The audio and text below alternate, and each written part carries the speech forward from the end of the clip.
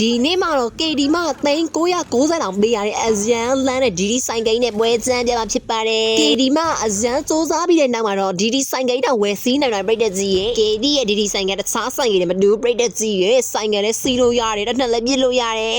အဲ့ဒီတဲ့ပိုလန်းတာ KD ရဲ့ဆိုင်ကတစ်နှစ်ပြစ်ပြီဆိုလို့ရှိရင်ကြီးစံထွက်တဲ့အတန်နဲ့အဇန်မိုက်တဲ့ပြိတ္တကြီးရဲ့ကြီးစံထွက်တဲ့အတန်ပြိတ္တကြီးတို့ကြာရင်တော့အဇန်ကိုစိုက်သွားလိုက်မယ်ဘယ်လိုမျိုးလဲဆိုလို့ရှိရင်ပြစ်လိုက်ပြီဆိုတာနဲ့ပြ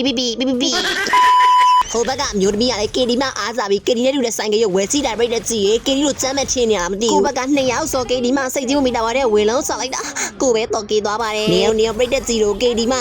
3990တန်ဆိုင်ကဘယ်လောက်ထိလန်းလဲဆိုတော့ထုတ်ကြွလိုက်မယ်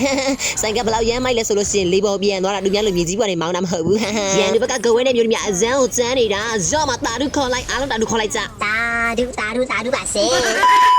ဟာကောင်မနေငါလို့ဆိုင်ငယ်စီးပြီးငါလို့ကျမ်းမဲ့ထင်းနေလားစူတောင်းလေKD ကိုကြော်ဖို့စဉ်းစားနေနေတာဒီမျိုးသမီးကKD လို့ဆိုင်ငယ်ဝယ်စီးပြီး KD လို့ကျမ်းမဲ့ထင်းနေတာစူတောင်းလေနော်ငါ KD မို့လို့ကျမ်းတာ KD မအဲ့လိုစာပြီးထွက်ပြီးလို့ရမလား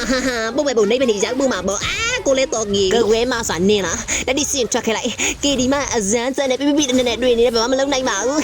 ဝဲပြီးကနေတရားလို့နေပြန်ပို့လာမှာပြိတ္တကြီးရေဒါတို့ခေါ်လိုက်ကြတာဒုပါစေမနိုင်ကလေး KD ရဲ့ဆိုင်ငယ်လေးကိုကြွားမှာပြိတ္တကြီးရေဆိုင်ငယ်ကြွားနေပါလေဆိုမှအဈေးထဲမှာဒီဒရောကောင်းစားသမီးကိုလာပြီးနှောက်ဆက်နေတာနင်ကနိုင်လန်ပို့ပေးလိုက်မှာနော်မာရီယိုကိုစပြနေတယ်မာရီယိုရဲ့ HOK game လေးဗီဒီယိုကြိုက်တယ်ဆိုလို့ရှိရင်နော် TikTok ကကြည့်နေ channel လေးကို follow လုပ်ပြီးတော့ YouTube ကကြည့်နေ channel လေးကို subscribe လုပ်ပေးကြပါအောင်နော်ခိုင်းစင်တဲ့ hero စင်နဲ့ match နိုင်ပါတယ်အားလုံးပဲ victory အားလုံးပဲ bye bye